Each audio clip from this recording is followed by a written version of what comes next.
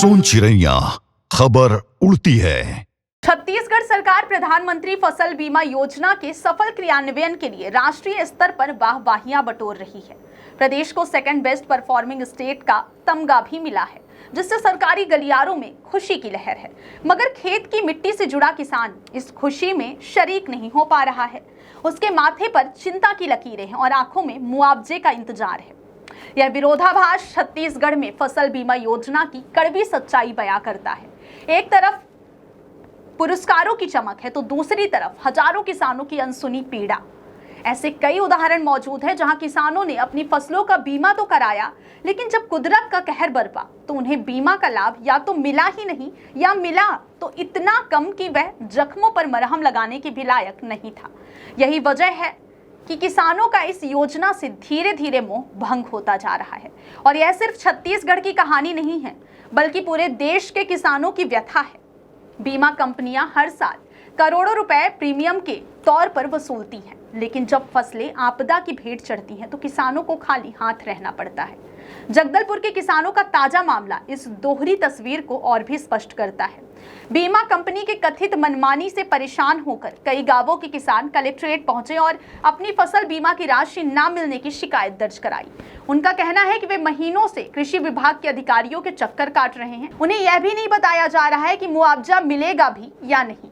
आधिकारिक आंकड़ों के अनुसार बस्तर जिले में इस खरीफ सीजन में 32,382 किसानों ने बीमा कराया था, लेकिन लाभ सिर्फ 1,438 किसानों को ही मिला है। कृषि विभाग के अधिकारी नियमों का हवाला देकर अपना पल्ला झाड़ रहे हैं, तो वहीं बीमा कंपनी बजाज एलियांज फसल कटाई रिपोर्ट के आधार पर भुगतान करने की बात कह रही है। कंपनी के अधिकारी नंदकिशोर साहू का कहना है कि राजस्व विभाग द्वारा भेजी गई रिपोर्ट के अनुसार ही मुआवजा दिया जाता है और किसानों को अगली किस्त मिल सकती है, लेकिन इस पर अभी कोई फैसला नहीं हुआ है। किसानों का आरोप है कि फसल कटाई रिपोर्ट लापरवाही से तैयार की जाती है और कंपनी के अधिकारी कभी खेतों में जाकर नुकसान का आकलन नहीं करते। पहले सहकारी बैंकों के माध्यम से धान बेचते समय किसानों के खाते से बीमा प्रीमियम कट जाता था। अब नियम बदल गया है और केवल कर्ज लेने वाले किसानों की सहमति से ही प्रीमियम काटा जाएगा। पिछले खरीफ सीजन में किसानों ने लगभग 5,50,00,000 रुपए प्रीमियम के तौर पर जमा किए थे, लेकिन अब तक केवल 2,93,00,000 रुपए ही वितरित किए गए हैं। किसान खुद को ठगा हुआ महसूस कर रहे हैं। उनका कहना है कि वे हर साल हजारों रुपए खर्च कर बीमा करवाते हैं, लेकिन प्राकृतिक आपदा के समय उन्हें कोई ठोस लाभ नहीं मिलता। सरगुजा के किसानों की कहानी भी कुछ ऐसी ही है। प्रधानमंत्री फसल बीमा योजना, जिसे किसानों की सुरक्षा के लिए एक अचूक कवच के तौर पर प्रचारित किया गया था, यहाँ किसानों के लिए एक मजाक बनकर रह गई है। 2024 में फसल नुकसान होने पर कुछ किसानों को बीमा सहायता के नाम पर 11 रुपए, 1 रुपए और 10 रुपए का मुआवजा मिला था। सहकारी बैंक के अधिकारियों ने भी इस बात की पुष्टि की थी। इसके बाद 6,053 किसानों ने बीमा ना कराने की इच्छा जताते हुए फॉर्म भरा था। बैंक अधिकारियों का कहना था कि लोन लेने वाले सभी किसानों का बीमा किया जाता है और उनका प्रीमियम काट लिया जाता है, लेकिन किसानों में निराशा इसलिए है क्योंकि उन्हें क्षतिपूर्ति नहीं मिलती।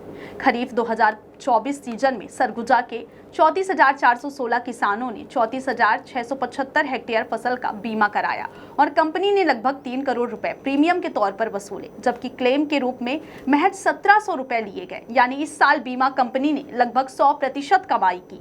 बालोद जिले में भी स्थिति कुछ अलग नहीं थी। वहां 9,850 किसानों ने 10,000 हेक्टेयर से अधिक फसल के लिए 7.5 करोड़ रुपए प्रीमियम जमा किए थे, लेकिन मुआवजा सिर्फ 2,400 किसानों को ही मिला, वह भी केवल 2,10,00,000 रुपए।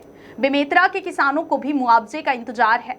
यहाँ 88,000 से ज्यादा किसानों ने अपनी फसलों का बीमा करवाया था। बेमौसम बरसात और ओलावृष्टि से गेहूं और चने की फसलें तबाह हो गई, जिसके बाद 78,000 किसानों ने नुकसान की जानकारी कृषि विभाग को दी। अधिकारियों ने खेतों का मुआयना भी किया, लेकिन अब तक सिर्फ 27,000 किसानों को ही मुआवजा मिला है। फसल बीमा की प्रक्रिया में खेत के साथ साथ खलिहान में रखी फसल भी कवर होती है।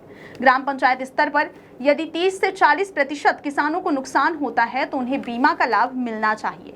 खरीफ वर्ष 2024 में किसानों द्वारा दिए जाने वाले प्रीमियम की दर मुख्य फसल धान सिंचित के लिए 1,200 रुपए प्रति हेक्टेयर, धान सिंचित के लिए 900 रुपए प्रति हेक्टेयर और अन्य फसलों के लिए अलग अलग निर्धारित है। सवाल यह है कि 32,000 से ज्यादा किसानों का बीमा कराने के बावजूद अगर लाभ सिर्फ 1,400 किसानों को ही मिल रहा है, तो क्या यह योजना वास्तव में किसानों की सुरक्षा का कवच बन पाई है या यह सिर्फ कागजी आंकड़ों और पुरस्कारों की चकाचौंध में खोई हुई एक विफलता की कहानी है? किसानों के आंसू और मुआवजे का इंतजार इस योजना की जमीनी हकीकत को बयां करते हैं, जिसे सरकारी आंकड़ों की चमक छुपा नहीं सकती। सोन चिड़ैया खबर उड़ती है।